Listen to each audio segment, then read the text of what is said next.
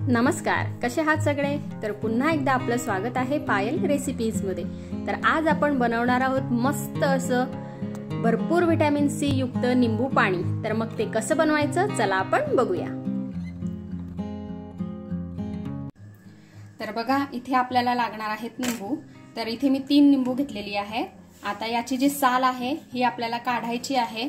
तर छोटी किसणी घेऊन आपल्याला या निंबाची साल काढून घ्यायची आहे। खूप अशी काढायची नाहीये, मी तुम्हाला दाखवते। हे बघा, असं पांढरा भाग दिसेपर्यंत आपल्याला याची साल काढून घ्यायची आहे आणि ही साल फेकायची नाहीये। याचं काय करायचंय ते मी तुम्हाला पुढे सांगणारच आहे। तर बघा, 3 निंबांची जी साल आहे ती मी काढून घेतलेली आहे। आता पुढे कसं करायचंय ते मी तुम्हाला दाखवते। तर आता आपल्याला मिक्सरचं भांडं घ्यायचं आहे आणि यामध्ये आपल्याला टाकायची आहे साखर। तर एका निंबूसाठी मी इथे 2 चमचे साखर वापरणार आहे। तर आपण इथे 3 निंबू किसलेले आहेत, तर मी इथे टोटल 6 चमचे साखर घेतलेली आहे। आपल्या म्हणजे आपण जेवढं गोड खात असाल त्यानुसार आपण साखर हे कमी किंवा जास्त करू शकतो।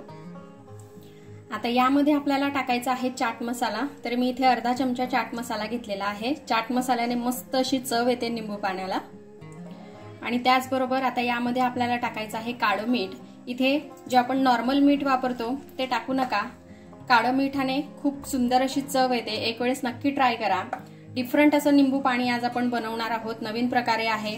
त्याचबरोबर निंबूमध्ये जे विटॅमिन सी असतं त्यामुळे ते आपल्या शरीरासाठी खूप छान असतं, त्वचेसाठी चांगलं असतं। तर त्याची साल अजिबात फेकू नका। अशा प्रकारे आपल्याला साल आता मिक्सरच्या भांड्यामध्ये टाकून घ्यायची आहे। तर आजचा जो आपला व्हिडिओ आहे तो तुम्ही पूर्ण बघा आणि रेसिपी कशी वाटली ते मला कमेंटमध्ये कळवा। आता आपल्याला निंबाचा रस काढून घ्यायचा आहे। आता निंबाचा रस काढून झालेला आहे। आता याला आपण छान असं बारीक करून घेऊ। त्यासाठी अगदी थोडंसं आपण यामध्ये पाणी टाकून घेऊ। आणि हो, आजची जी आपली रेसिपी आहे ती तुम्ही पूर्ण बघा आणि आवडली तर लाईक करा, त्याचबरोबर शेअर करा आणि सबस्क्राईब करायला विसरू नका। आता याला आपण झाकण लावून घेऊ आणि छान असं बारीक करून घेऊ।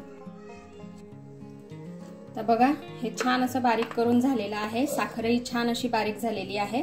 आता हे जे मिश्रण आहे हे आपण एका भांड्यामध्ये काढून घेऊ आणि यामध्ये मस्तपैकी थंड पाणी ओतूया। आता यामध्ये मी मस्तपैकी पाणी टाकून घेतलेलं आहे थंडगार। आता यामध्ये आपण जी साल टाकलेली आहे त्यामुळे थोडेफार कण हे राहतात, म्हणून आता आपल्याला हा जो निंबाचा रस आहे हा गाळून घ्यायचा आहे। तर इथे हे सर्व छान असं मी गाळून घेतलेलं आहे।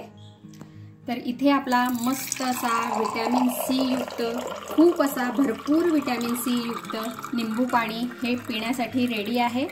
तर अशा प्रकारे मी याला सर्व करून घेतलेला आहे। तुम्ही पण ही रेसिपी जी आहे ही घरी ट्राय करा आणि पिऊन बघा, खूप छान लागते।